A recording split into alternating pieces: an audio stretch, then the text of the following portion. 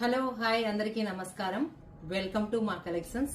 ఈ రోజు వచ్చేసి చందేరి పైన అది వచ్చేసి అప్లిక్ వర్క్ వస్తుందండి. అప్లిక్ కలంకారీలో వస్తుంది. శారీ అంతా చాలా బాగుంది చూడండి. కలంకారీలో మొత్తం కలంకారీ అండి.